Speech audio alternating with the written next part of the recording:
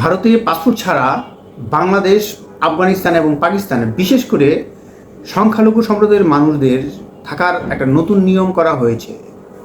ভারতের যে আপনার সরকার, ভারতের সরকার নতুন আইন, বিশেষ করে ইমিগ্রেশন অ্যান্ড ফরেন অ্যাক্ট 2025 সাল অনুসারে বাংলাদেশ, আফগানিস্তান এবং পাকিস্তানে নির্যাতিত সংখ্যালঘু সম্প্রদায়ের মানুষ, যেমন হিন্দু, বৌদ্ধ, জৈন, পার্সি এবং খ্রিস্টান, যারা 1 জানুয়ারি 2025 পূর্বে কিংবা 2024 31শে ডিসেম্বরের পূর্বে ঢুকেছিলেন ভারতে, তারা শাস্তিমূলক ব্যবস্থা থেকে মুক্ত থাকবে।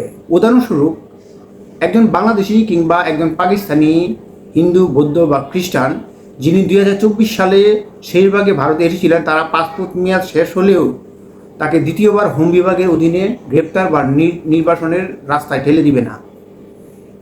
এই নিয়ম করা হয়েছে। আর নাগরিকত্ব এই নিয়ম কি আপনার নিশ্চিত করে? এক কথায় না। শুধুমাত্র পাসপোর্ট ও ভিসা ছাড়া থাকার ছাড় দিচ্ছে ইন্ডিয়ান গভর্নমেন্ট, কিন্তু নাগরিকত্ব কিন্তু নিশ্চিত করছে না। তারা অবৈধভাবে থাকতে পারবে।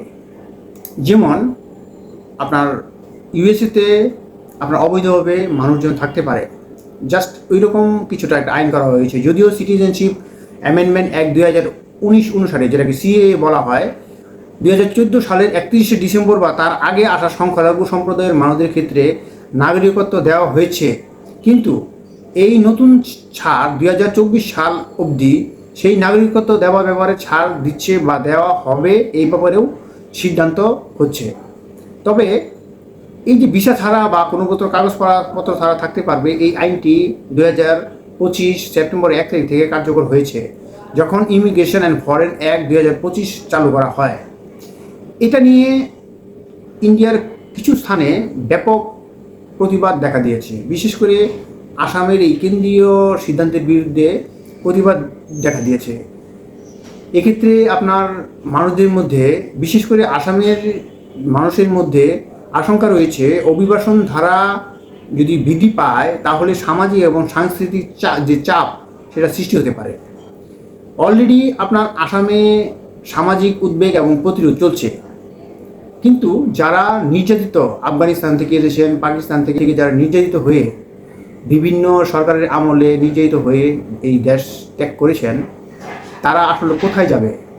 যদি তারা এই কাজটা না করে, তারা আবার পুশব্যাক করতে বাধ্য করবে ভারত সরকার। যদিও আইন পাস হয়ে গেছে, কিন্তু আসামের যে আপনার সিএম, উনি কঠোরভাবে এটার প্রতিবাদ জানাচ্ছেন, কারণ ওনার একটা ইন্ডিয়াতে ভালো পাওয়ার রয়েছে। যদি আপনার নরেন্দ্র মোদী সরকার খুব কঠোর পদক্ষেপ নিয়েছেন, যেন এই সংখ্যালঘু সম্প্রদায় যারা নির্যাতিত হয়ে এসেছেন 2024 সালের 31 তারিখ পর্যন্ত, তারা কোনো কাগজপত্র ছাড়াই, কোনো ধরনের কাগজপত্র ছাড়াই থাকতে পারবে। এই প্রক্রিয়াটা অবশ্যই সাধুবাদযোগ্য। যদি আমার এই ভিডিওটি ভালো লেগে থাকে, তাহলে অবশ্যই সাবস্ক্রাইব করুন এবং বেল বাটনটি অন করে দিন। সবাইকে ধন্যবাদ।